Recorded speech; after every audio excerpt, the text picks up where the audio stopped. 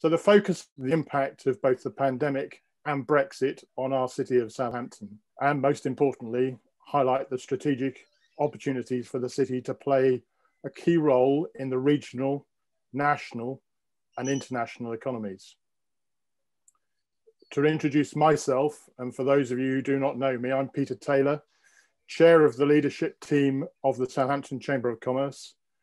The purpose of the Chamber is to be the voice of business in the city, to help businesses connect and to grow through being relevant, reliable, and responsive to their needs and aspirations.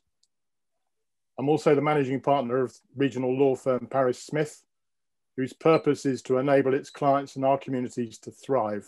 And we've been doing so for the past 200 years in the city of Southampton. The impact of COVID-19 has been felt everywhere, and particularly in Southampton, in which the mix of our business sectors in our economy has caused many businesses to suffer and continue to suffer the pain of the pandemic. We're also adjusting to a new trading relationship with Europe and globally since the 1st of January. This has had its challenges, but, and there is a but, Southampton is well placed to seize opportunities for the future, as we shall hear. The history of the city, its geography, maritime capabilities, expertise in the tech startup and creative sectors, national and international connectivity, world-class sports stadia, culture, theatre and arts, our retail offering, 2 outstanding universities, I could go on, the strong mix of business sectors, talent, and most importantly, the quality of resilience puts us in a great place to build for the future. We've got exciting projects underway in our midst. To name a few, they include the successful Solent Freeport bid, the development of Fawley Waterside as an intelligent merchant city, the bid for UK City of Culture 2025, work ongoing across the city to enhance our digital connectivity, and the University of Southampton hosting later this year the International Conference for Evolving Cities. Against that, we must remember that we have areas of concern. Levelling up is here in our midst. We have fellow city residents living in areas of social deprivation who need our help. Collectively, we can affect change for the benefit of all.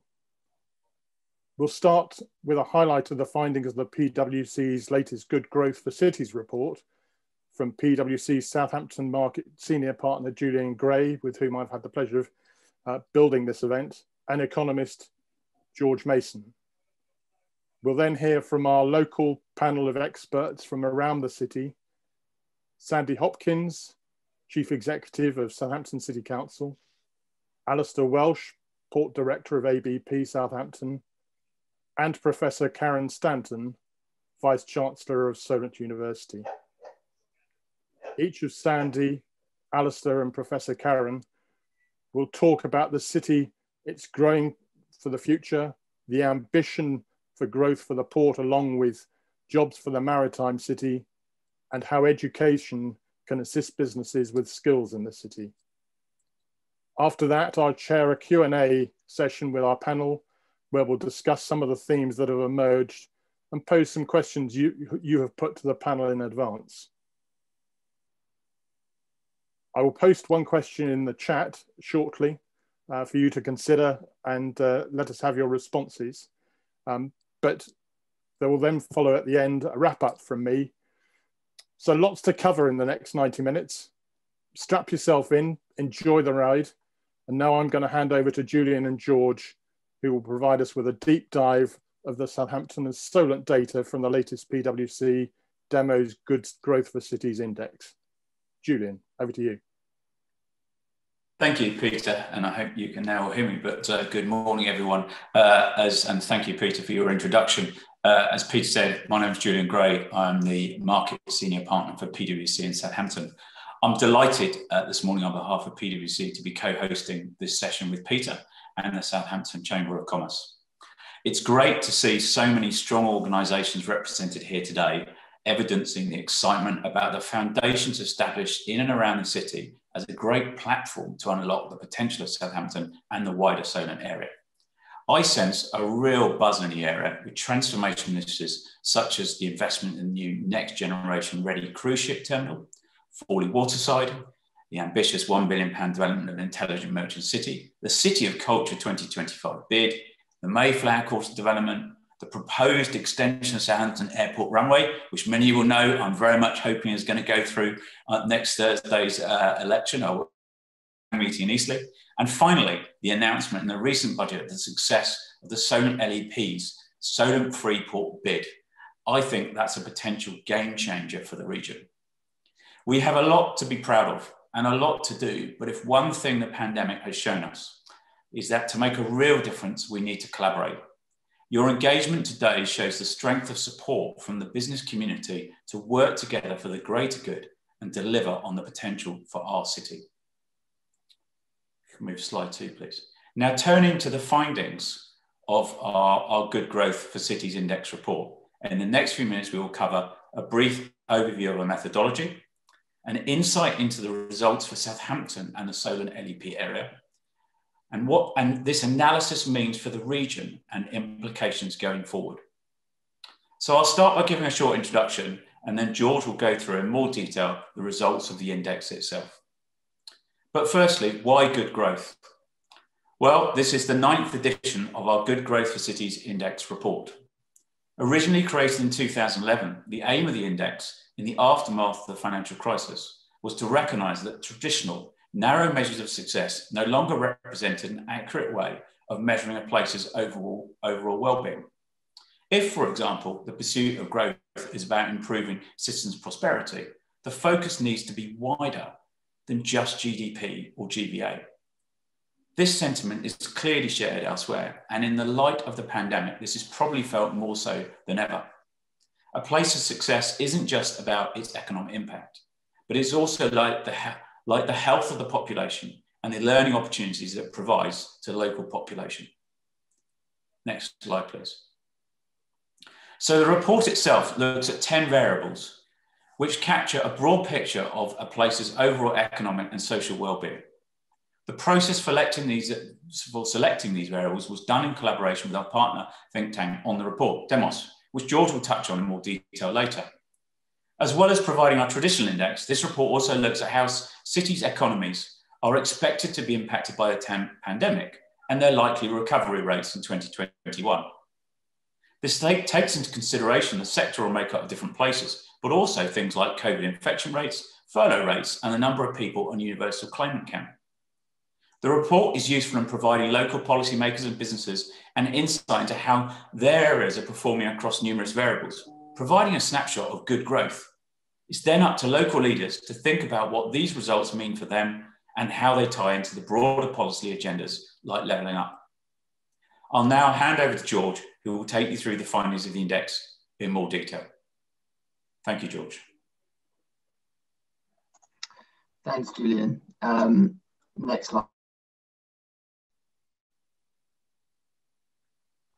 Cool. So I guess a brief introduction to me first. So my name is George Mason. I've been at PwC for just over 5 years now, and I've led the economic modelling on this report for the last 3 years. So I guess as Julian explained, good growth was really born out of the want to look past just GVA as a way of measuring a city's overall well-being. Next slide, please.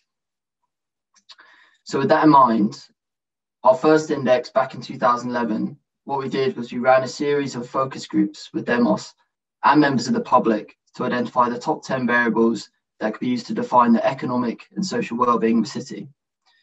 So these variables, which came out of those workshops, were recognised as jobs, health, income, skills, housing, environment, transport, income distribution, work-life balance, and the number of new businesses that have been created. So we then ran a survey to identify the relative priority of these variables, and we rerun this survey every year. So we do that by polling roughly 2,000 people who are matched to the working age population. And that really helps us to understand, what matters most to the public. And we then use that to then calculate the weights for this report. So interestingly, year on year, we don't actually see that much change. So this year, for example, we haven't actually seen a change in any of the weightings relative to last year's index. But if you look over the longer term, that's where you start to see a bit more of an impact.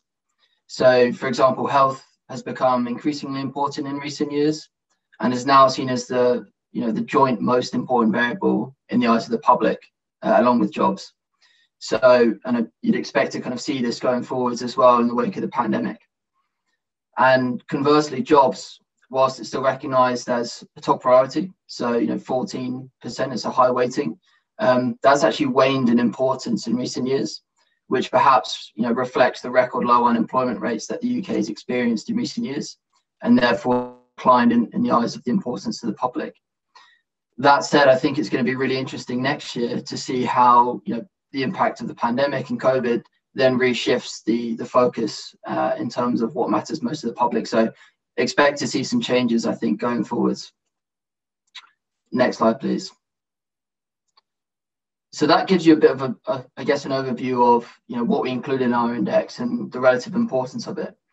In this section now, I'm just going to take you through some of the findings for how Southampton and Solent LEP have actually performed in the index itself. Next slide, please. So if we start with Southampton, this is the city which is covered in our main index. So this chart shows how Southampton performs relative to the index average in absolute terms across each of the variables. So you'll notice there at the top that chart says 2017 to 19. So that's because the index takes a 3-year weighted average for its results. And the reason we use a 3-year weighted average is because annualized data, particularly at kind of this local level, can be extremely volatile. So using that 3-year weighted average really helps to smooth out that volatility.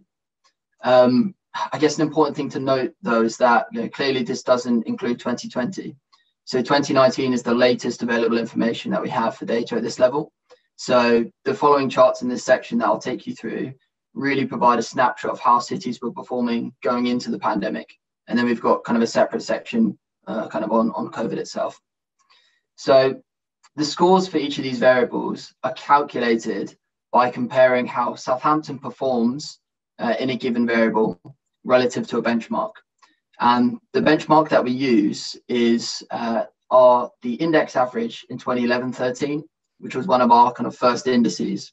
So any positive score in this chart shows how Southampton performs better in that variable relative to what the index average was in 2011-13.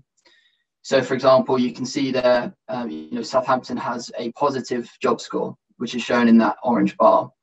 So what that means is that Southampton has lower unemployment rates than what the index average was in 2011-13. And that's also, that trend is also seen in the average city, which is kind of shown in that yellow bar. So conversely, any variable then that has a negative score indicates that, Southampton performs worse in that variable relative to what the index average again was in 2011-13. So house price to earnings, for example, are higher in Southampton than what the index average was back in that benchmark. And that's also being seen in the average city, but not as pronounced. So in absolute terms, what we're seeing from this chart is that actually Southampton performs very well across the majority of variables in the index. So actually it places third overall out of 42 cities. So, narrowly behind kind of Oxford and Reading. So in particular, we can see that Southampton performs particularly strongly on jobs, new businesses, skills, and the environment. And what we see is that Southampton does suffer perhaps in more traditional price of success variables, as we call them. So things like work-life balance, house price to earnings, and transport. Next slide, please. So I guess looking at Solent LEP, so this again shows you, how Solent LEP performs in absolute terms relative to the LEP index average. So Solent LEP places 13th in our overall index. So like Southampton, Solent LEP performs strongly on jobs, new businesses, skills, and the environment, but performs better on things like work-life balance, actually. What Solent LEP doesn't score as well on is things like income relative to Southampton, but it's still above the index average in 2011-13, but just slightly below what the average LEP scored in this year's index. So again, Solent LEP performs worse in typical price of success variables, as we call them, but it does have a good level of income distribution relative to the average LEP, so that's positive. Next slide, please. Cool. So whilst those previous charts kind of indicate performance in absolute terms, what this chart shows then is how the scores in each variable have changed relative to the index average. So as noted before, the index uses a 3-year weighted average. So any movement in scores here that you're seeing is driven by a change between 2016 and 2019 data. So what we can see is that Southampton's seen a marginal increase in its absolute score relative to last year's index. And that's primarily been driven actually by improvements in new businesses. So you can see that, that strong orange bar there in the middle. Also things like income, house price to earnings, and the skills of the adult population, which is those aged over 25. Perhaps slightly more worryingly, what we've seen is, Southampton's seen a decline in the scores for its health variable and the skills of young people, so those aged 16 to 24, and also income distribution. So those 3 variables, I guess, in particular, we know they're going to be significantly impacted further by COVID-19. So it'll be interesting to see, I guess, in next year's index, whether that trend continued as a result of the pandemic, and then I guess overall how that might impact Southampton's performance in next year's index. So that said, I do think it's important to bear in mind that, in absolute terms, Southampton is still performing above the index average across each of those variables. So part of the reason for a decline, particularly in high performers, is because you're already coming from a high base. So it's just worth bearing that in mind. Next slide, please. So again, this looks at what are the changes that we've seen in Solent LEP from this year's index to last year's index. And Solent LEP has also seen an improvement in its index score, which again is being driven by strong performances across jobs, income, new businesses, and the skills of its of people aged kind of 25 and over. Like Southampton, like Southampton, income distribution and the skills have actually seen quite a pronounced decline. So it's kind of similar kind of messaging. So that skills measure is defined by the number of people in that age group who hold what's called NVQ3+, which is essentially equivalent to people obtaining A levels or holding an advanced diploma. So I think in particular, in 2016, I think roughly 57% of 16 to 24-year-olds had that NVQ3+, compared to 52% in 2019, so that 5 percentage point drop. So that's what's driving that change. Again, I guess we know that the pandemic has negatively affected the learning outcomes of young people and also affected the way that income is distributed. So it's just something to bear in mind and potentially a warning sign of where investment might be needed going forwards. Next slide, please. Data in that section really covers the period 2017 to 19, which I mentioned. So whilst that's interesting and gives you that snapshot of how Southampton and Solent LEP were performing going into the pandemic, this year we've also done some additional analysis on how COVID has impacted different cities in 2020, and also how we expect economies to recover in 2021. So with that in mind, in this section, I'll talk through some of the economic impacts of the pandemic in Southampton and also some other cities in the index as well. Next slide, please. So this chart plots the expected annual GVA impact to each city in 2020. So that GVA impact to 2020 is shown on the y-axis, and we plot that against good growth scores, which is shown on the x-axis there at the bottom. So the GVA impact takes into consideration things like the sectoral mix of each city, as well as other factors like Google mobility, the claiming count, the number of people on furlough, level of COVID-19 infection rates, things like that. So from the chart, what we can see is that Southampton is in that upper right quadrant, which shows that, you know, Southampton has a high good growth for city score and is expected to see a lower economic impact in 2020 relative to some of the other cities in the index. So in fact, Southampton is one of only 7 cities in our index that have an expected economic growth impact below 10%.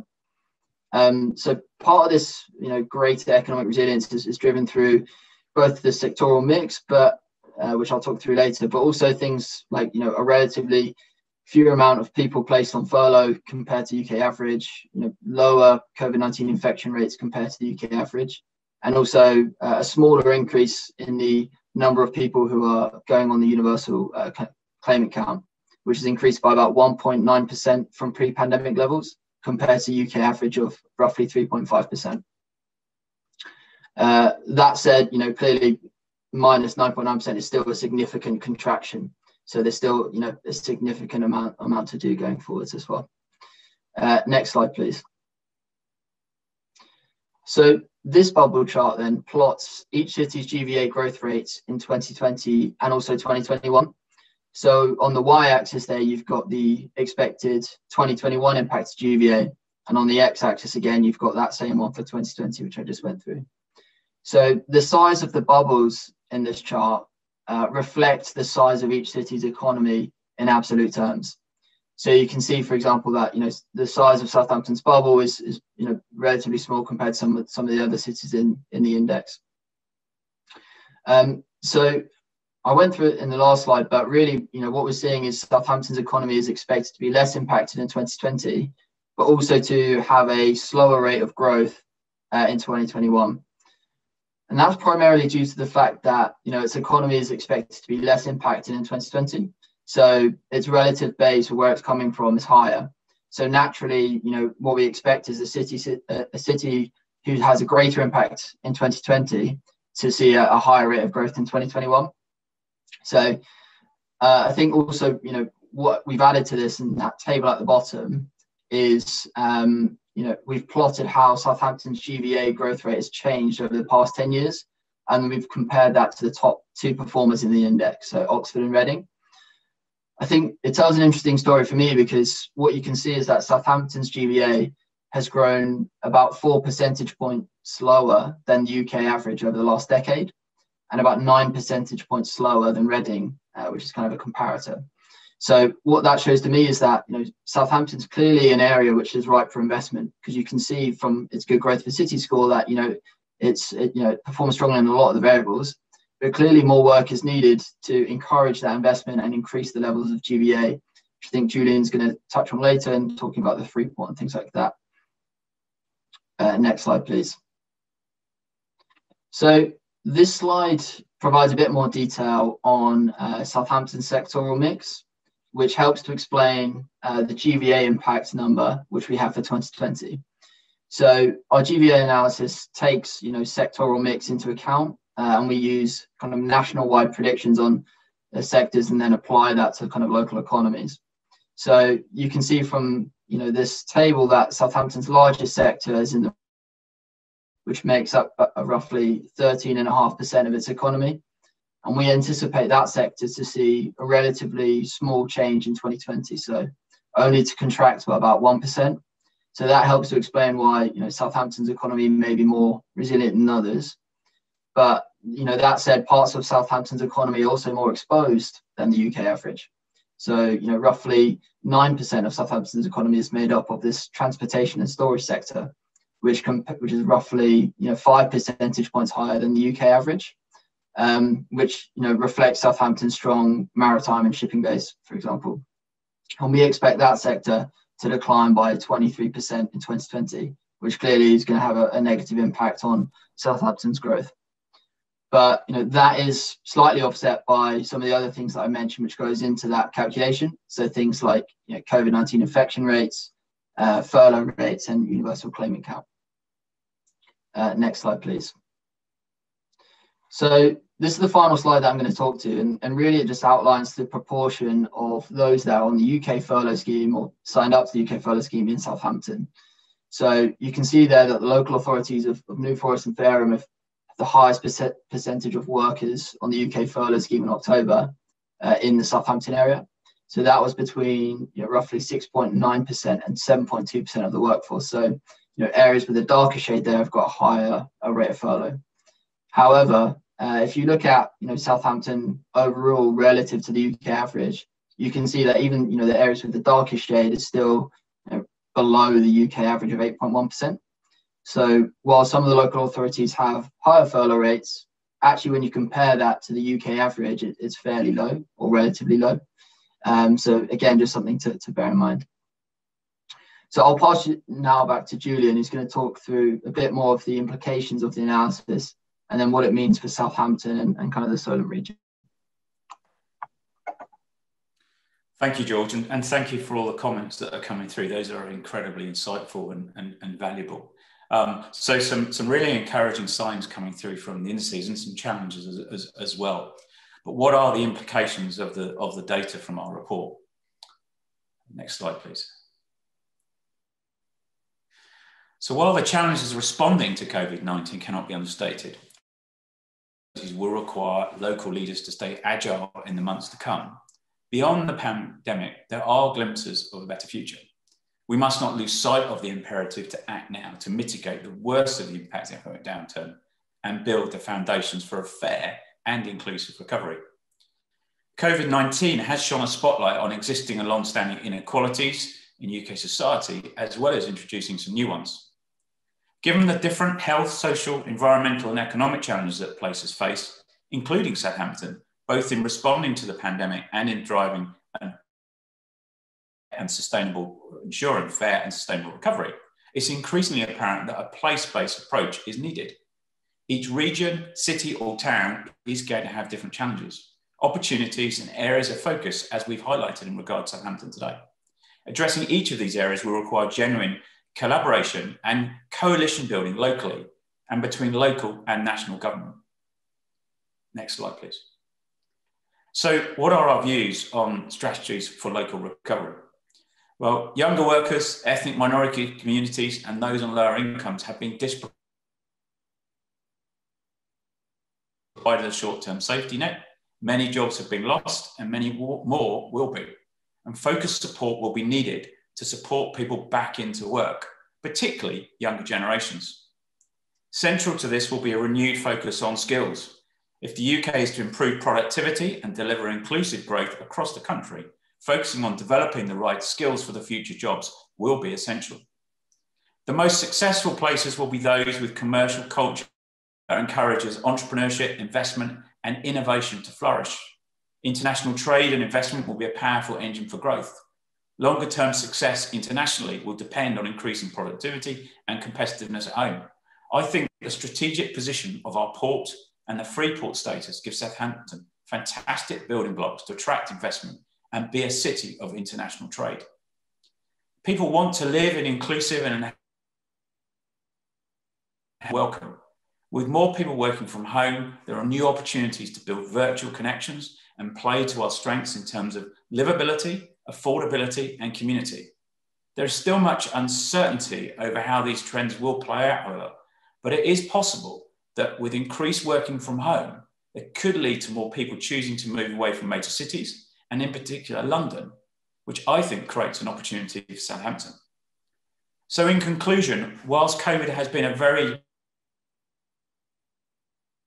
on investment in the Southampton area that George highlighted from our report, as I said in the beginning, I think we have established the foundations in and around the city as a great platform to unlock the potential of Southampton and the wider Solent area. We have the ambition. Now working together, I believe we can see that we can build a prosperous and resilient city for our citizens and future generations. Next slide, and thank you. And back to you, Peter.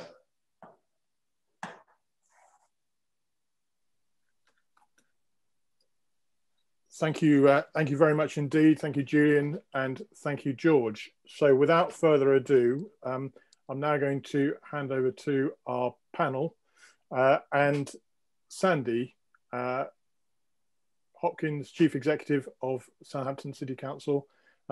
Lots of good stuff there, Sandy, and your thoughts would be would be very welcome, I know, by all of us. Thank you, Peter. Good morning, colleagues and companies and fellow businesses that we work with. I'm delighted to be here this morning. Let me crack on because I know we're on a tight schedule. So I'd like to talk about the work that the City Council is doing amongst its 700 services that we deliver across our £1 billion organisation, but also the work that we're doing with partners. We are a fantastic global city, and that is obvious, but you've seen some of the challenges that have come out in the PwC report, and I certainly concur with those. But I think we are a city that can unlock tremendous potential, and we do have a massive amount of opportunities, and I'd like to offer those to you whilst at the same time talking a little bit about some of those challenges that were highlighted by George and Julian. But we are a gateway to the world, and I think post-Brexit and post-COVID, we really do have some tremendous opportunities in the city. We are a diverse, colourful, agile city, and we work tremendously well as a system. And I think there's tremendous potential beyond today to work even better as a system of public, private and voluntary sector. Now, from my perspective, I think service sector and manufacturing and our academia are areas where we can really develop. Next slide, please. What I'd like to do is just highlight for a couple of seconds the City Council's priorities. We are very much a city that wants to be greener, fairer and healthier, and that's a strategy that's set by our administration and our politicians, but we also have a very clear 5-year plan and plans up to 2050 that we work towards. And certainly our 5-year plan is something that is supported across all 48 councillors. Whilst they might do things in a slightly different way, we are all working towards the 5 kind of pillars of work around a green city, around shaping our place, which of course Julian and George were talking, well-being of the city, which is absolutely crucial, and building on our communities, our cultural offer and our homes, as well as ensuring that our own £1 billion organisation is a sustainable organisation that can continue delivering those public services to the 250,000 people that live in it and the nearly 10,000 businesses that are operating in it. We have tremendous opportunities, and a number of those have been described, but I want to move on to those. Next slide, please. The opportunities that we can see quite obviously, first of those is of course that we are ranking continually 3rd in the Good Growth for Cities report, and we need to make more of that. And I know a lot of the people in the chat have been saying, why aren't we just platforming ourselves?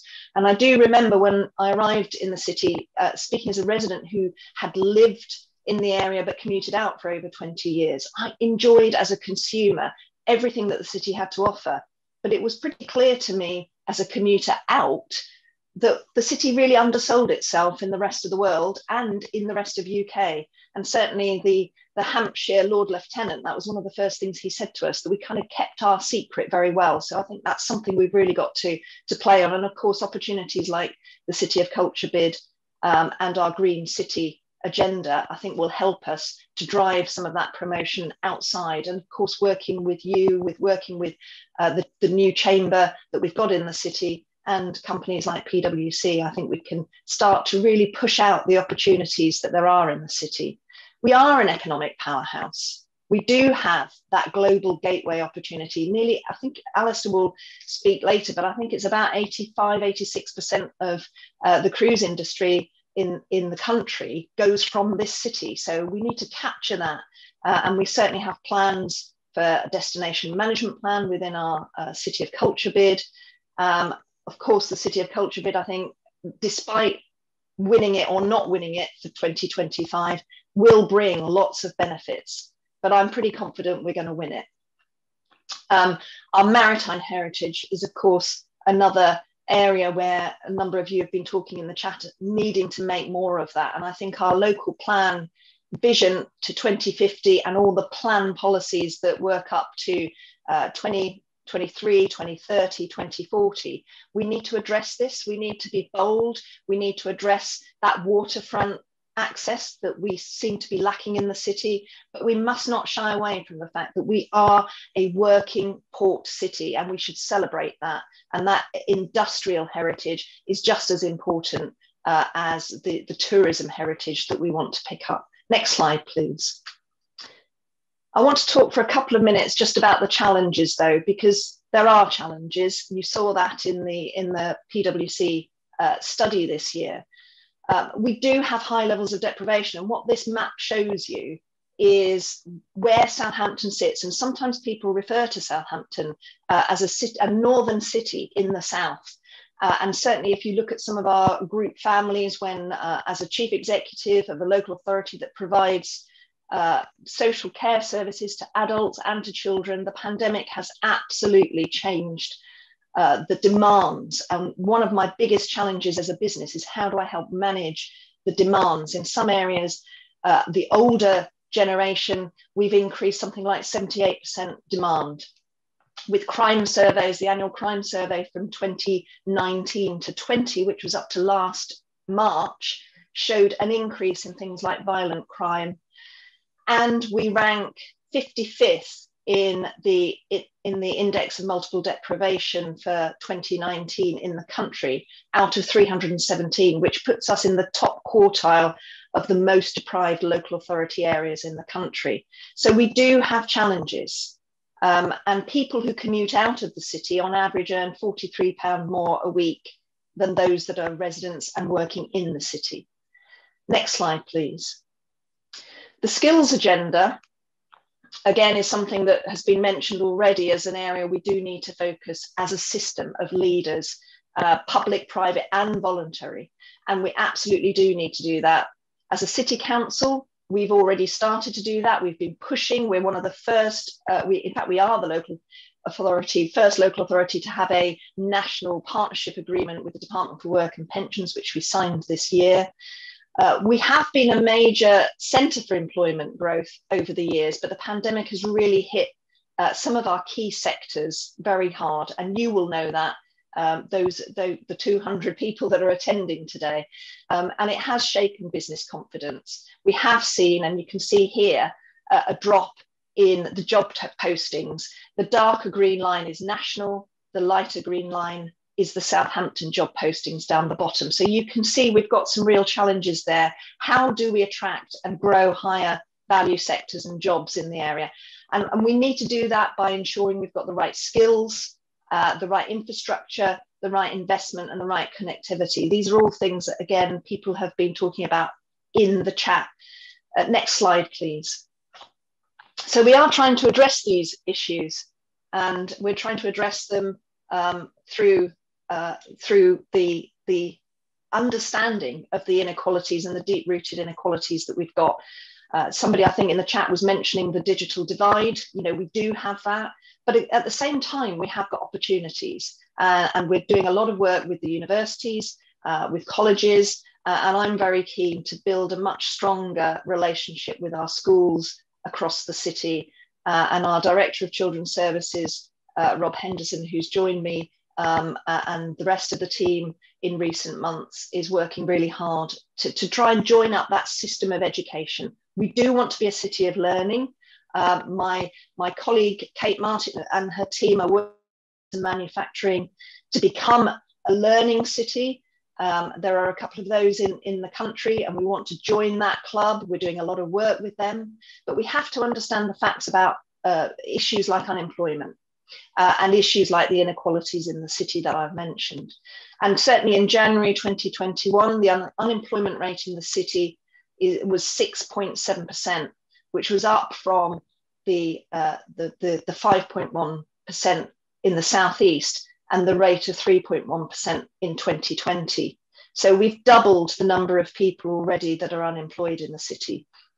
So the links to being a learning city, the links to being a child-friendly city, the focus on the work we've done with DWP to open up skills hubs and be the first local authority in the country to set up a national partnership. All of this is about trying to build foundations and strong partnerships, including with national bodies, to try and get access to funding and start to grow our way out of the challenges that we've got in the city that were there before in any case. Next slide, please.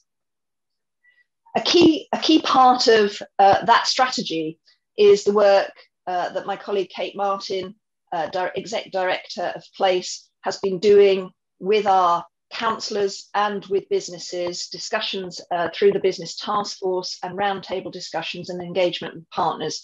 And I'm really pleased that we now have a clear economic and green growth strategy, which is a 10-year plan and will start to address some of the challenges, but is also part of our recovery plan post-COVID. Next slide, please. There are three-staged approach to this, and clearly some of this is about the work that we're doing with businesses around the roadmap for reopening high streets. It's also about making sure we're using the grants that the government have very kindly made sure local authorities have across the country to help with that levelling up agenda with businesses. Next slide, please. And we have a very clear focus over four pillars, four clear strategic pillars within that green growth strategy, which has been approved only in the last week at our full council. Next slide, please. So within that green growth strategy, I guess place shaping is something I'd like to focus on just for a couple of minutes before finishing. We do have that vision. I've mentioned the local plan, the vision to 2050, and of course all the policies that we'll work through in decades before that. This matches up with the kind of key national strategic documents like the National Maritime Strategy to 2050 and the Local Enterprise Partnership Strategy to 2050.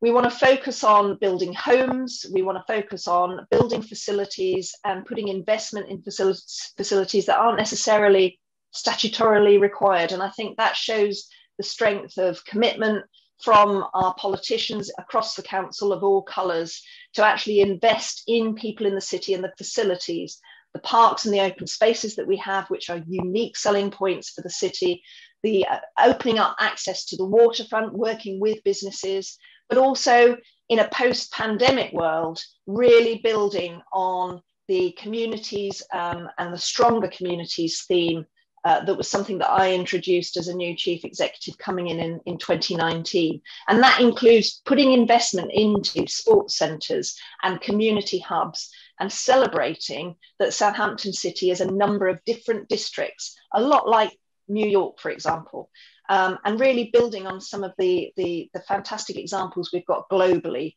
to open up our city. Next slide, please. I just want to focus for a second on some of that place shaping specifically that was mentioned in the last slide, the Mayflower Quarter, and that's been mentioned a couple of times. I mean, it has the potential to be one of the largest and most exciting development opportunities in the UK in terms of size. It matches Canary Wharf. In fact, I think it goes beyond that.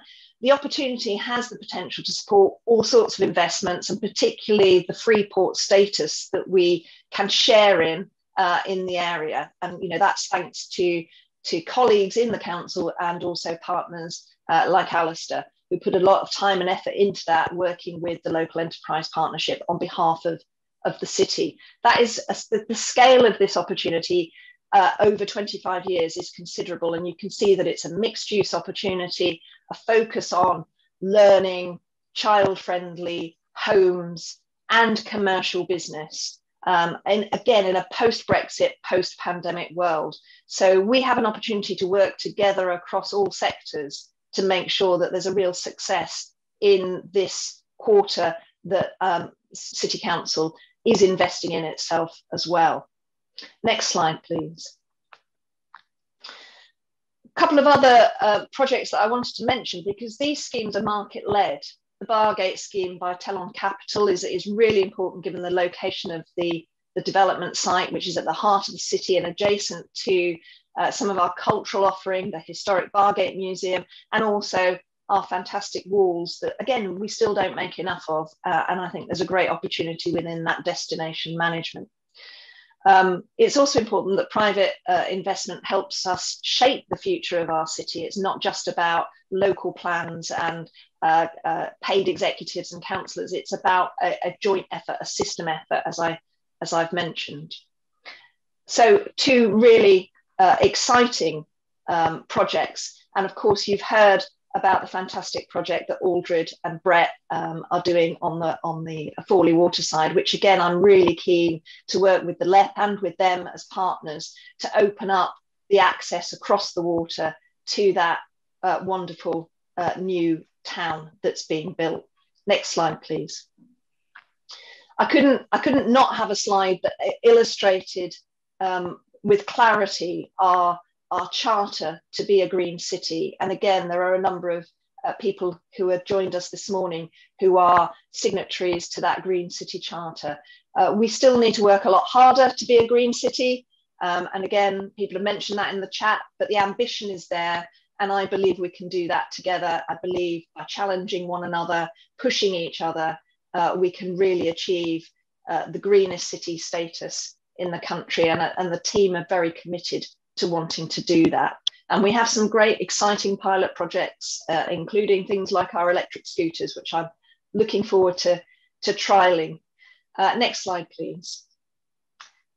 Before I finish, I just want to emphasize very strongly the people, employment and skills aspects of the work that needs to be done. I mentioned the Solent Apprenticeship Hub and the work with the DWP partnership agreement. All of this is really, really key. And in May this year, we will be launching our 100 in 100 campaign. We want to secure 100 jobs and apprenticeships and traineeships in 100 days. So please be ready, colleagues, to work with us to achieve that.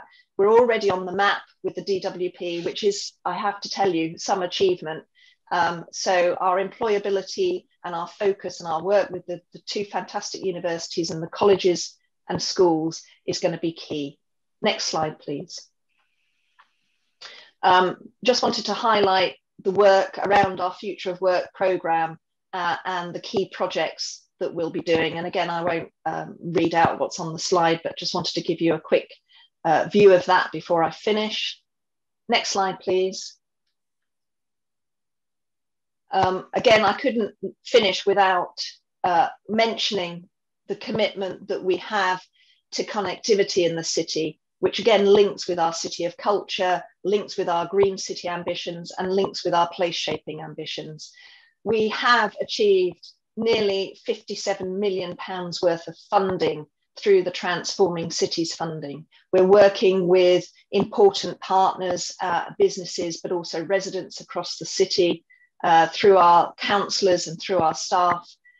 We've got, clearly some very important plans. We try things and sometimes we fail. And I think one of the important things for me as a CEO in Southampton at the council is getting all our 3,500 colleagues to try things and not be frightened of failing, because that is the way we will push the boundaries in the city. It's the way we will break through and truly become all the things that we want to become.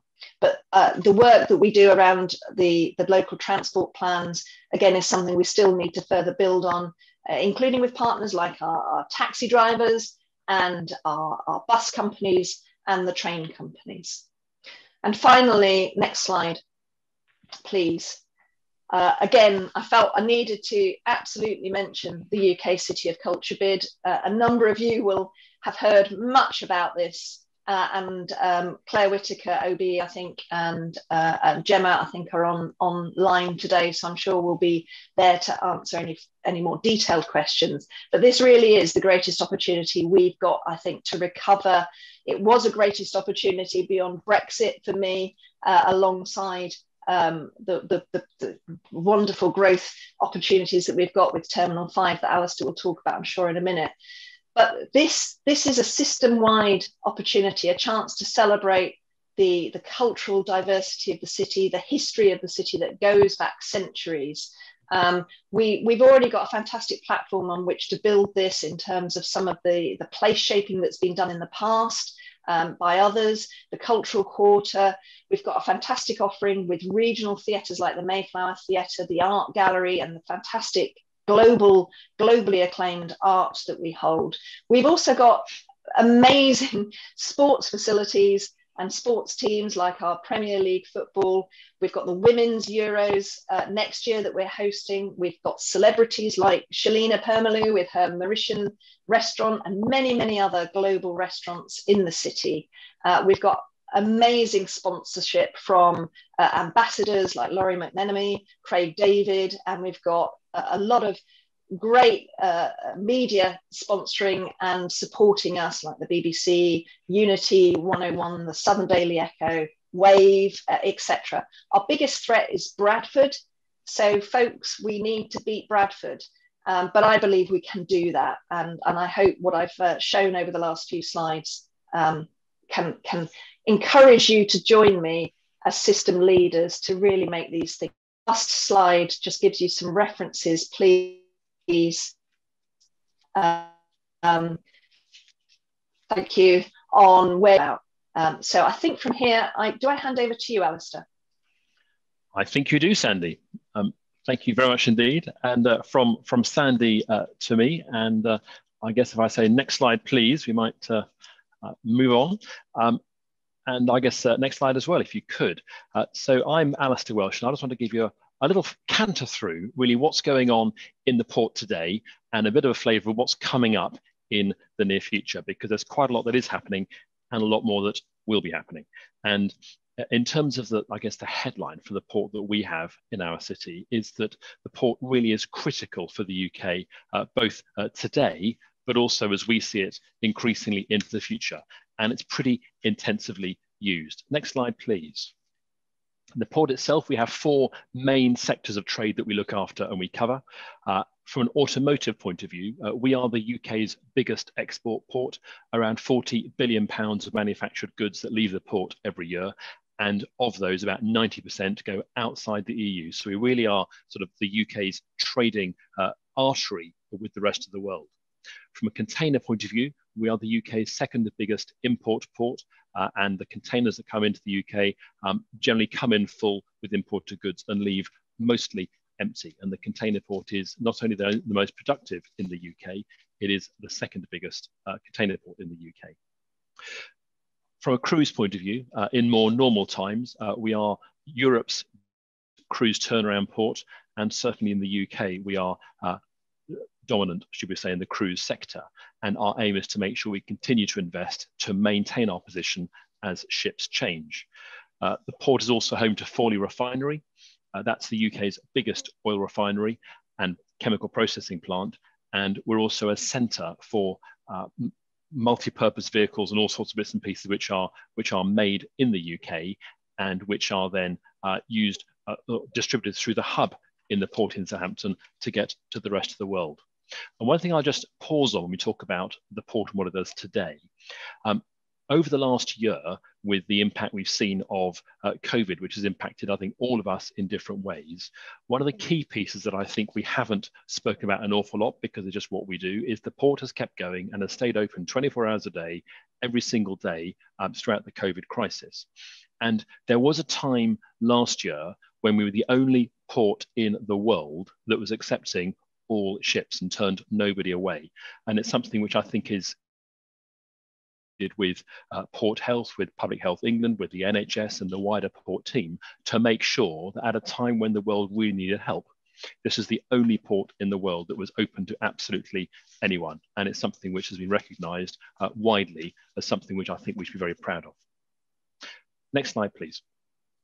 So I mentioned the four main trades and the fact that we are pretty intensively used. Space is a challenge. So a picture here of what used to be large cruise ships at one of our cruise terminals, the Ocean Cruise Terminal. Of course, I say used to be large cruise ships. Next slide, please. The ships are growing. This is a slightly larger ship that came to the port last year on her naming, or year before last, crikey now, on her naming and inaugural voyage, the Bellissima. And MSC will be restarting in the port this summer. And next slide, because we haven't finished there, they're still growing. This is a picture of Iona. She's currently finished and due to come into the port shortly, and P&O will be restarting their operations from Southampton late June this year, and Iona will be operating from the port this summer. The challenge we have as ships get bigger, of course, is larger ships mean more passengers, mean more stores mean more space. And so again, as ships get larger, the port ultimately needs to find more space, and space right now is finite.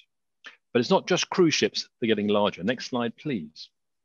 The container ships that come into the port day in, day out, they also are still growing. So this is an example of one of the new ships that come into us now. This is an LNG powered container ship.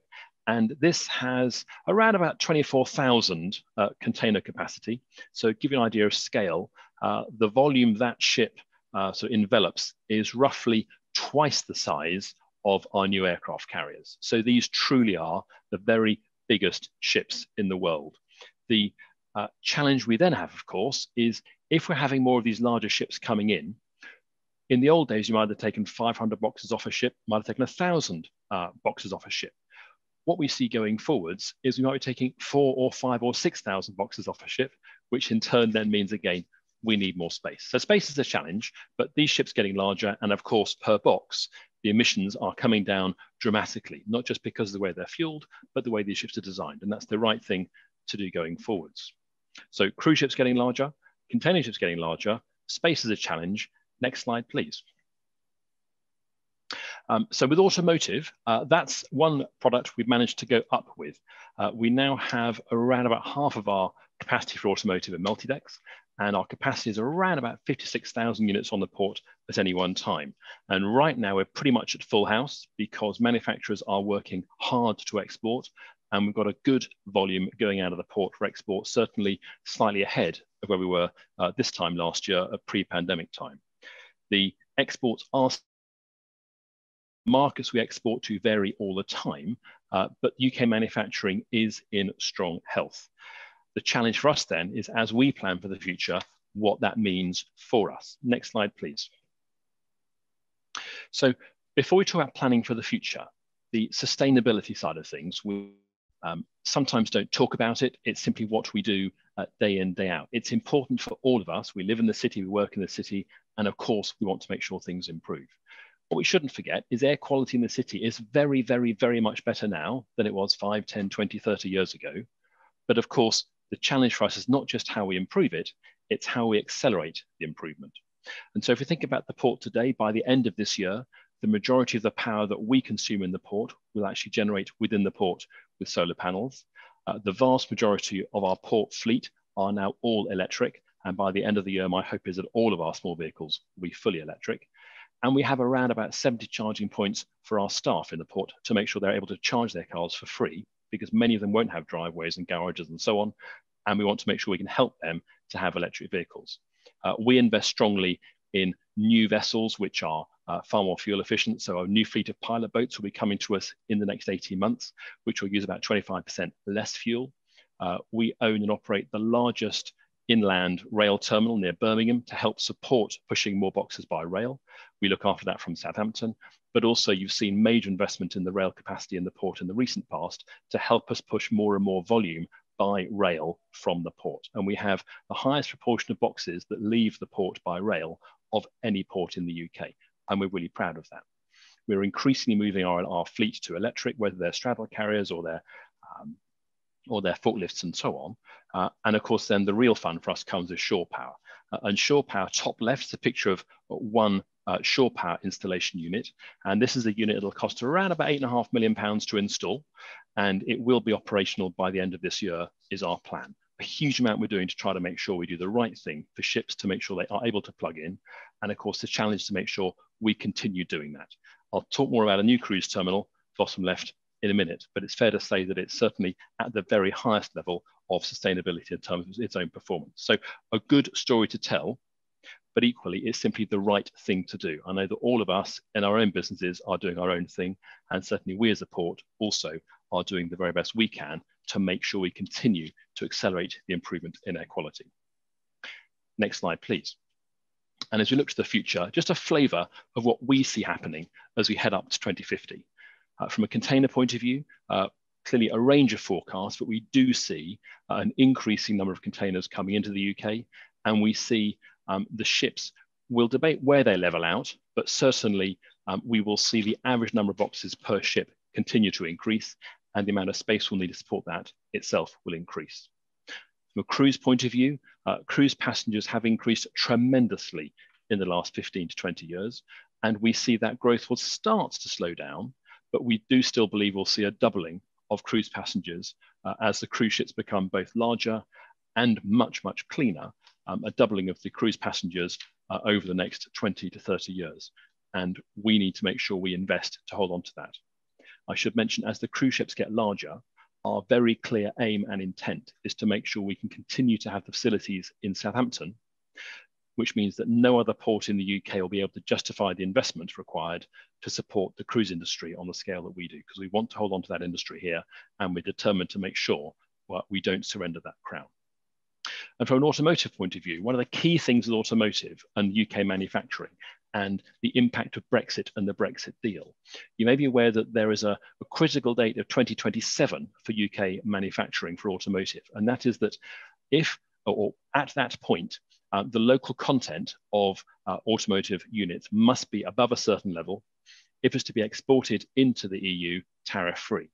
So given that by then, almost all UK manufactured cars either will be electric or will have to be electric a few years later, if the UK is going to be successful in exporting automotive into the future, the thing to watch out for is announcements over battery vehicle battery manufacture in the UK. For manufacturing the batteries in the UK, we can manufacture the vehicles in the UK and export them tariff-free into the EU. If we can't manufacture batteries in the UK, it won't happen. So the future of the automotive industry is very, very, very heavily linked to our ability to manufacture batteries at scale for electric vehicles going forwards. That's one to watch out for, and it's certainly one we're working very closely with manufacturers and with government on to make sure that's something which happens. Next slide, please. So as we therefore look in its simple form to the long term, we have a fairly straightforward master plan. I could expand enormously, but essentially with containers, we absolutely want to support the continued ability of our port to serve the largest and most efficient cruise ships in the world, container ships in the world. And with containers, we see the capacity of the container port being critical, but the container activity in the port will grow on the current container port site. For cruise, we currently have two cruise terminals in the Eastern Dock and 2 in the Western Dock. We are building a new cruise terminal in the Western Dock, and we see future growth in cruise focusing on the Western Dock. So we'll see increasing proportion of cruise operating in the Western Dock, where it's closer to the railway station and closer to the main arterial roads and so on. For automotive then, if we have more space being taken up by containers around the container terminal and more space being taken up by cruise in the Western Dock, we need to plan very carefully for what we can do with automotive, because there's a finite amount of space we can create by going up with multi-deck car parks.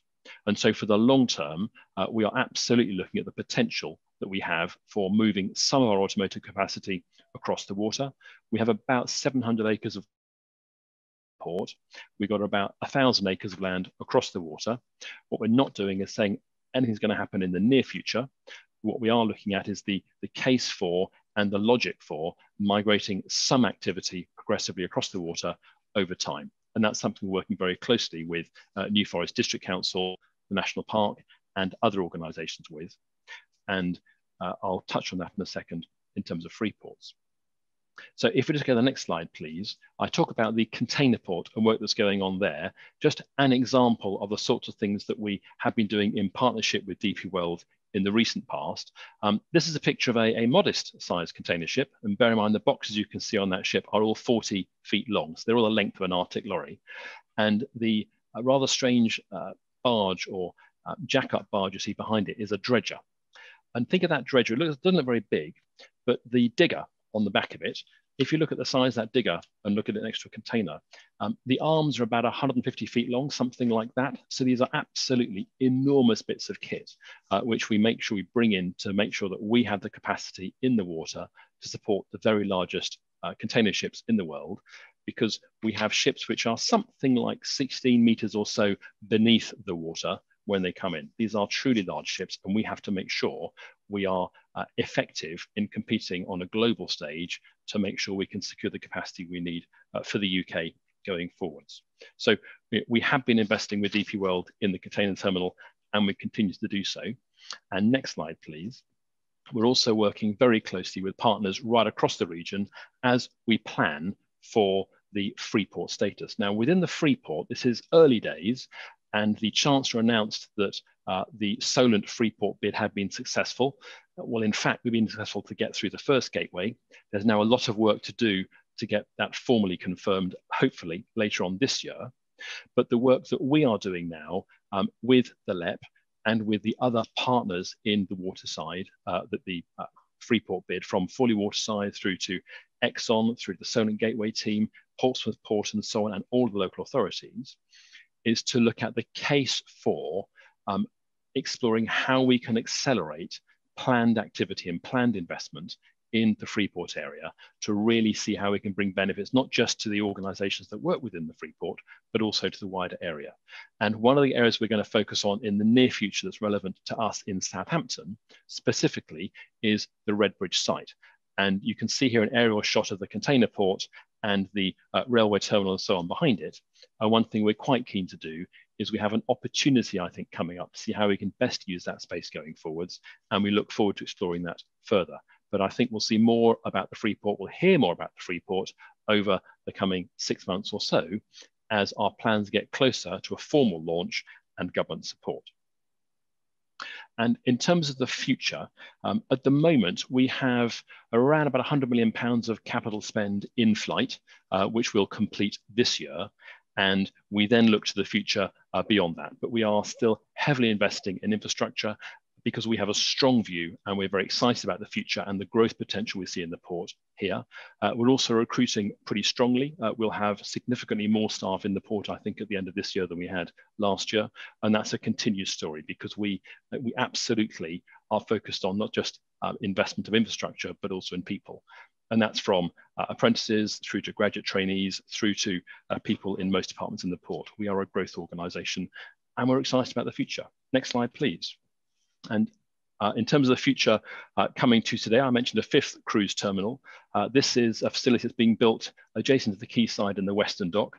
This will open this summer, and it is a globally significant cruise terminal. It is capable and ready for the very largest cruise ships which are in operation and which are planned. You see the work in the foreground on the left of the concrete works and so on. That's putting in both the rails ready for the new air bridges, but also critically the ducting for the new shore power bit of kit. So the ducting alone will cost us about £2 million along the quayside. And this is investment on a scary scale, but it's the right thing to do. And that terminal will be opening this summer. You see some impressions on the right of what it will look like. And my hope is you'll choose to take a cruise from the port and you can experience it for yourself. But we're very excited about what we'll bring. And in terms of its name, we will see what it's called, but you will have a chance to name it. So there are prizes of cruises available for the winning entry. And I think keep your eyes peeled for the echo in the next week or so, and hopefully a competition will come out to name the terminal. So the port itself, there is a lot going on. We are busy, we continue to be busy, and we're excited about the future. We have a critical role to play to support the continued improvement of air quality in the city. And we also have a role to play to make sure that the city not only supports the port and the port supports the city, but we have to understand the port really is the UK's gateway to the world, and the role the city plays in supporting UK manufactured goods from all across the UK getting to those global markets. We have a really important role to play, and it's one we're very proud of. And that's why we call ourselves the gateway to the world, because that's, as far as we're concerned, what we truly are. So with that, I'll hand over, I think, to Karen. Thank you. Thank you very much, Alistair. Good morning, everyone. I'm delighted to be with you today. So my focus this morning is going to be on education and skills and the criticality of placing businesses and organisations at the heart of this agenda. In fact, I'm going to suggest to you that it is a vital piece of the jigsaw that we've just been hearing about this morning. We need to plug in to this landscape of opportunity that we've heard about, a local population that have the skills for the jobs of tomorrow. If we are truly to unlock the potential that we've heard about today, we need to deliver a strategic approach to upskilling, retraining and retaining a skilled workforce and attracting new talent, of course. That's all absolutely critical. So as a community of businesses, civic and educational organisations, we must now really capitalise on the many skills initiatives, some of which you've heard about already this morning, and the availability of recently announced funding and practical support from the government. If we get it right, I believe that we've got the potential to deliver competitive advantage for Southampton, what we might term, if you like, a skills advantage for Southampton and Solent. At its core, it's about building a workforce that can deliver sustainable growth in an increasingly digitised world. As we've heard from both the PwC presentation this morning and from Sandy, there is really a mixed picture when it comes to skill levels across the city, and both have highlighted a particular issue with 16 to 24-year-old age bracket. In addition, Southampton and the region also has an issue in retaining its graduates who study in the 4 universities in Hampshire, retaining only 36% of its graduate population. So I'm going to talk about 3 things very briefly this morning, things that actually make up this skills agenda and what we as a community should be focusing on. Firstly, the what. What skills are required now by businesses across the region and what is available to you to help support your workforce planning? Secondly, how can you as a business community influence this agenda? And finally, I'm going to highlight the imperative of collaboration between businesses and the education sector going forwards. So, the what? Well, even before the pandemic, new technologies and new ways of working were disrupting jobs and the skills employers need to do them. As we work through the recovery, skills needs will change even faster and talent will be at a premium. The pandemic has also taught us some clear lessons: an increased need for flexible working, a demand for a focus on inclusivity, mental health and well-being, and the importance of agile, sustainable and digitally enabled business models.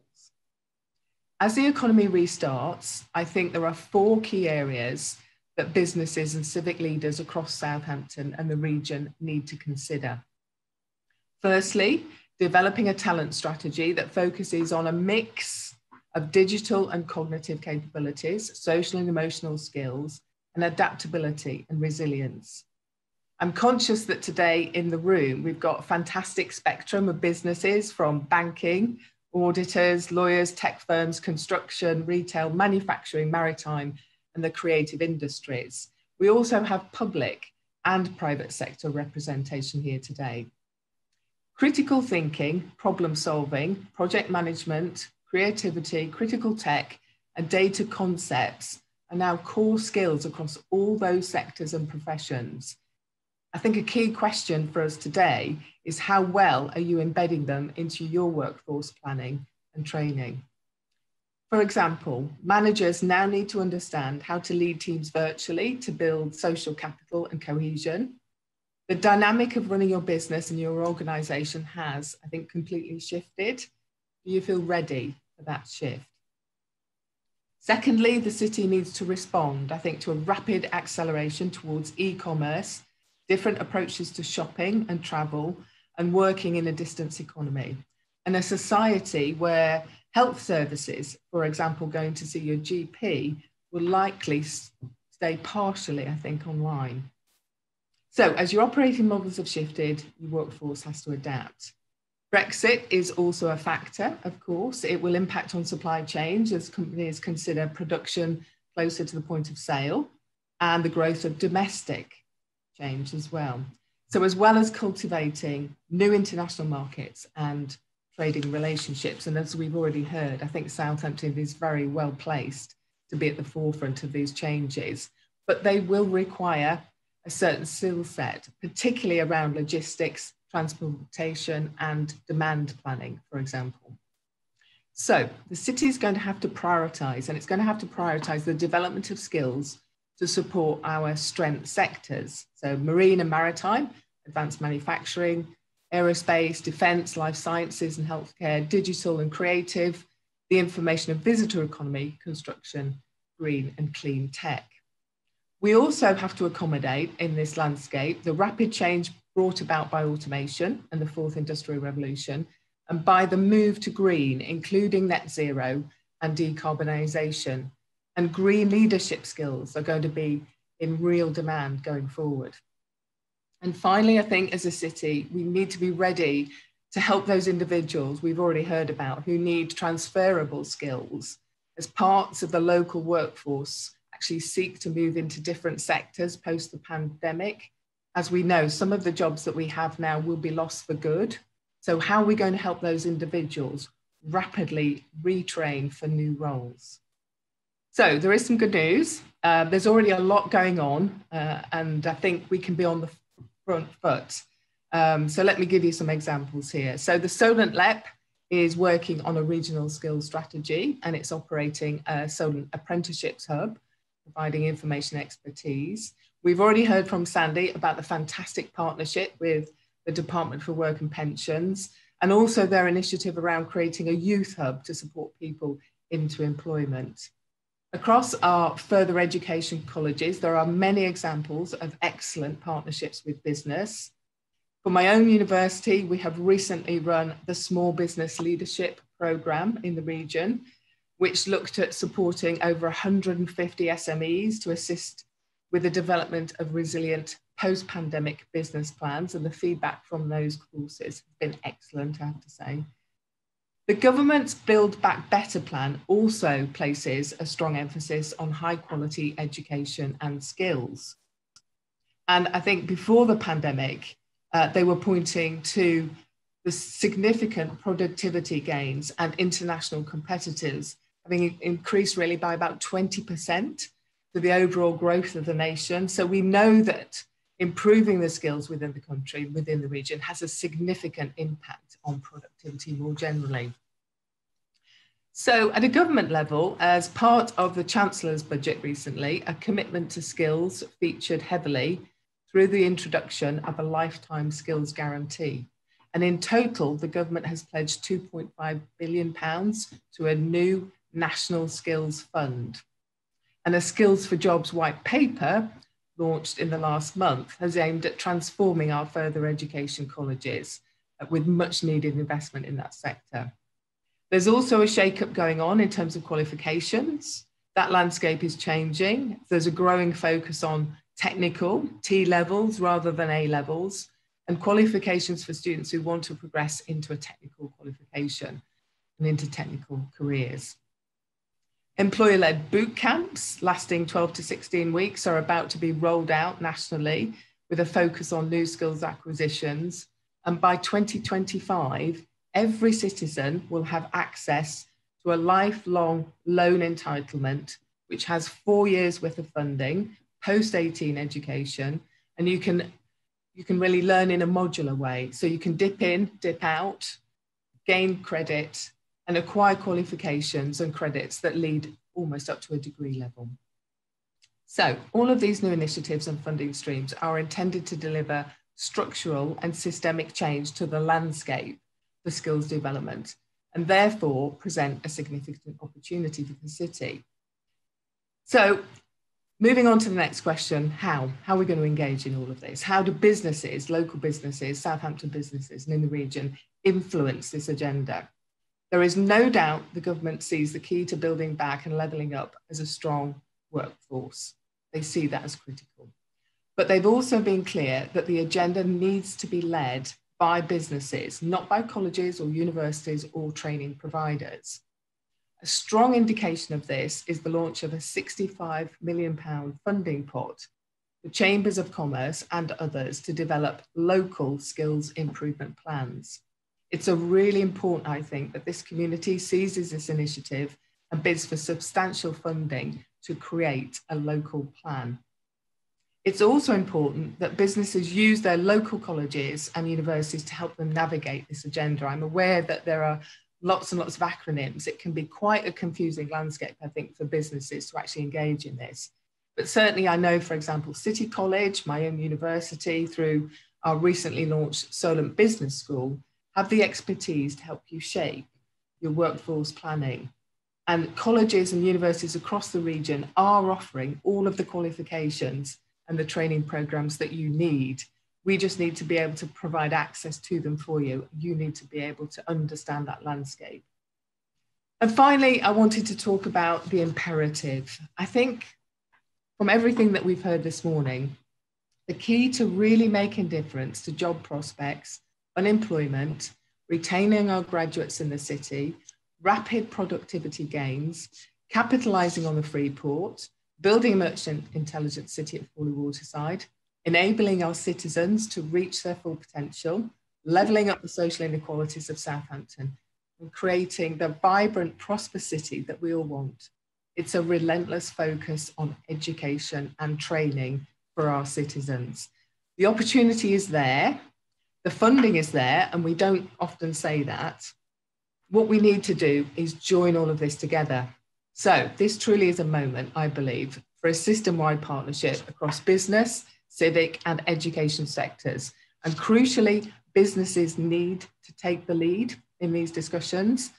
The imperative is for the education and training sector to respond now to what businesses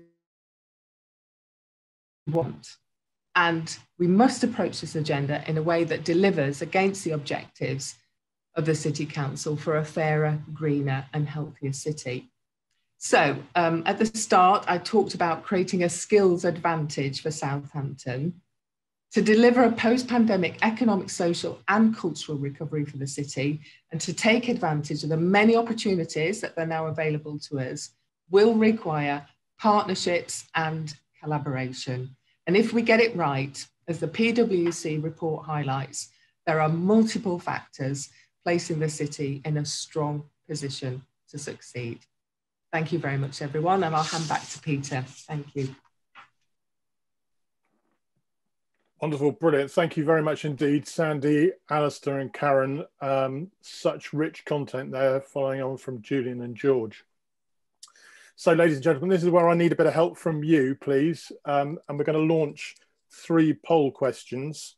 So the first one, please, Sam. As the country's largest multifunctional port city, do you think Southampton has a strategic role to play in a post-COVID, post-Brexit country, for the region, for the UK, both or neither? Please pick your answers now. And then the second... Shame we can't vote, Peter. And then the second question, Southampton should aspire to be a thriving global destination port city. Do you agree or disagree? Just let those run for a couple of moments. And if we could close those now, Sam. And then the third question.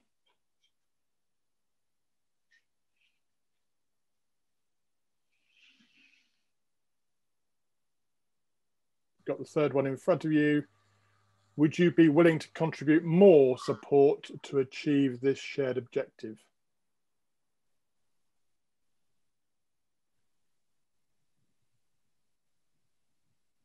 Let those run for a moment or two.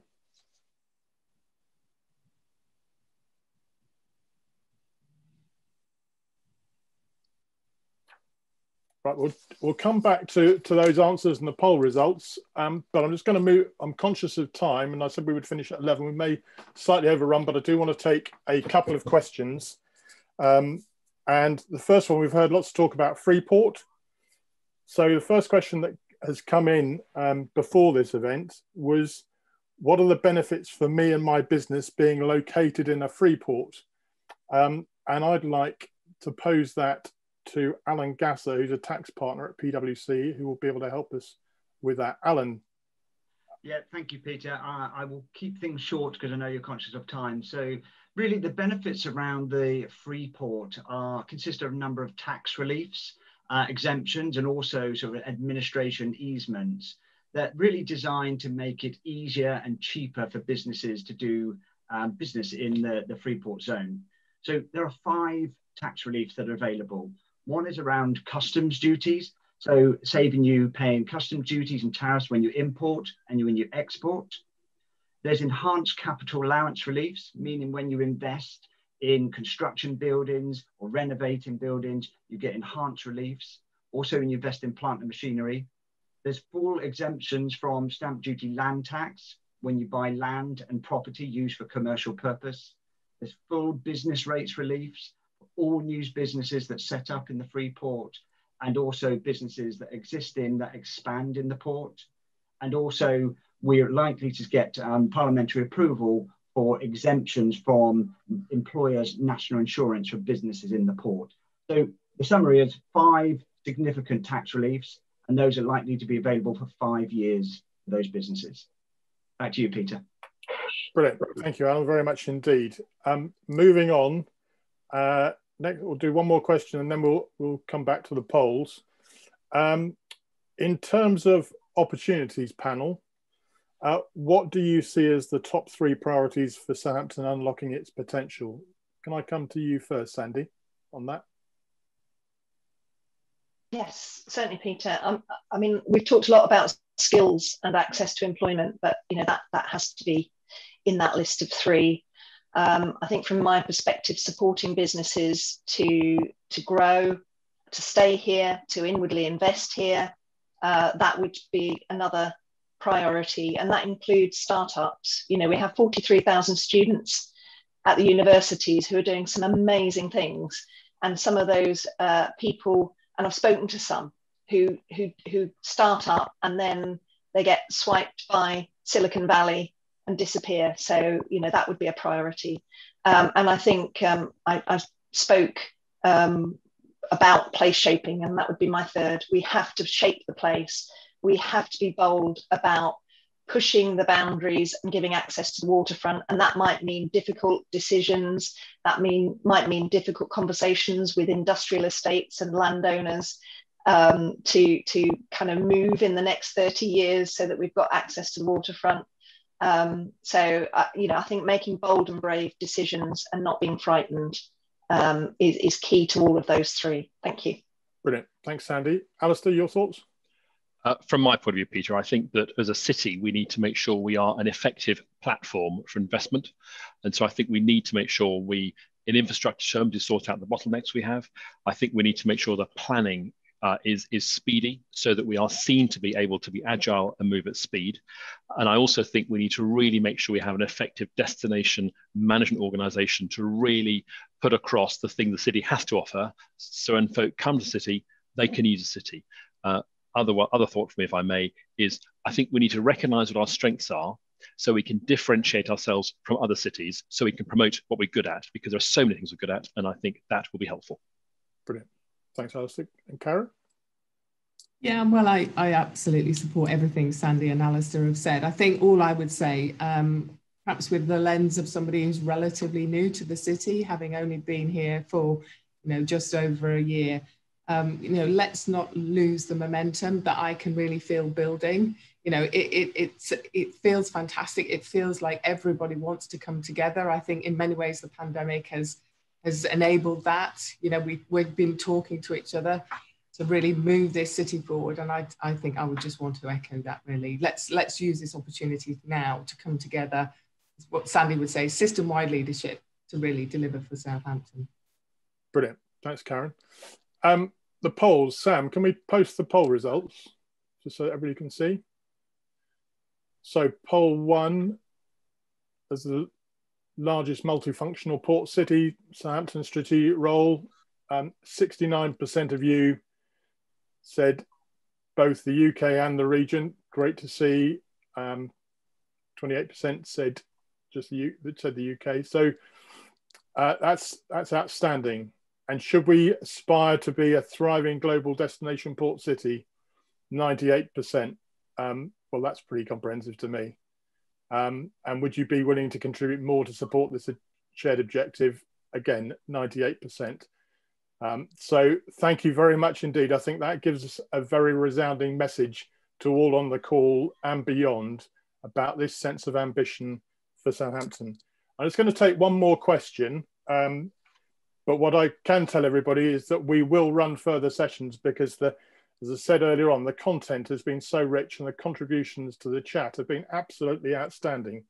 But I do want to touch on one that around sustainability and the environment, because that is very topical and has raised a lot of chat in the conversation in the chat. So the panel's views on the opportunities for sustainability to be built in with the city's development. Green City Charter, Sandy, do you want to say any more on that in terms of how we can seize on those opportunities? Yeah, well, certainly. I mean, I think there's something around, Green City Charter, but the methods of construction that we might use, how we further work around the kind of local supply chains. The City Council's very committed to trying to use local supply chains and trying to create that Southampton pound concept. So building sustainability into that. I think our local plan that I've mentioned and making sure we build sustainability into those policies and into the design quality around that place shaping. And of course, there are skills and learning opportunities around the green tech aspects and becoming actually a centre of green tech right there on the south coast, which is an opportunity more globally and not just at a UK level.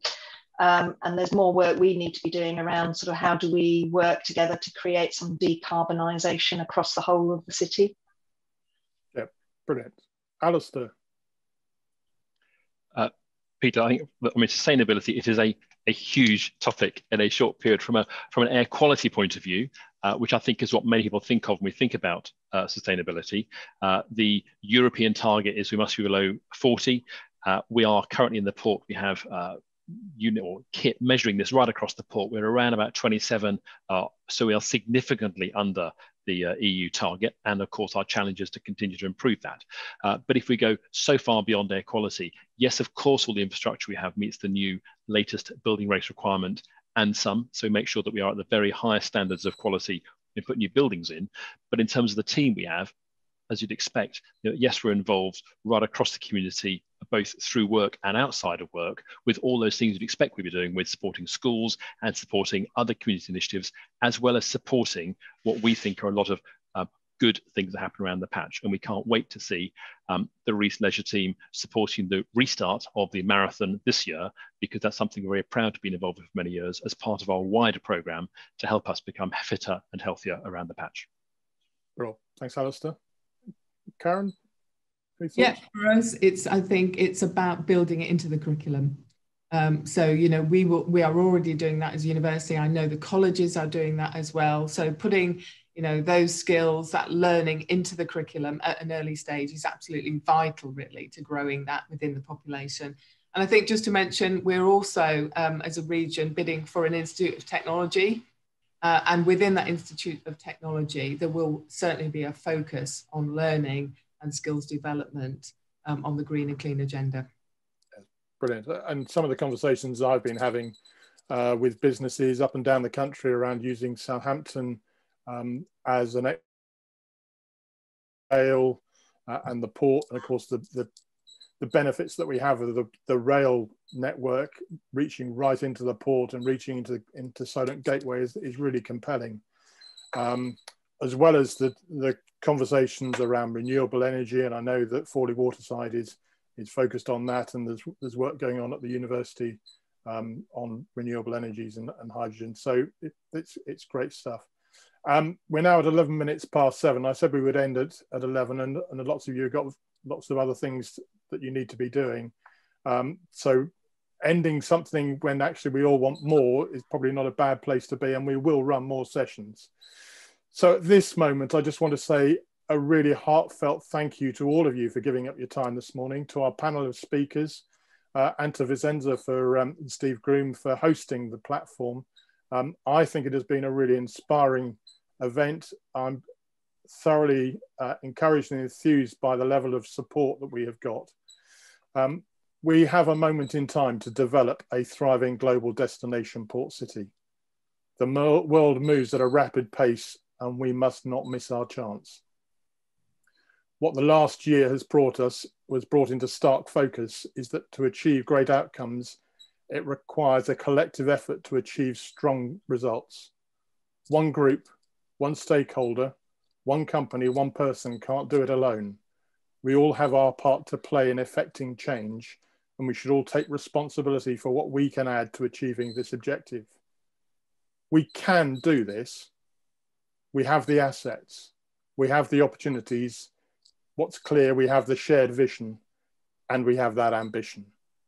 These are qualities that cities in other parts of the country and indeed other parts of the world would yearn to have. We've got them here.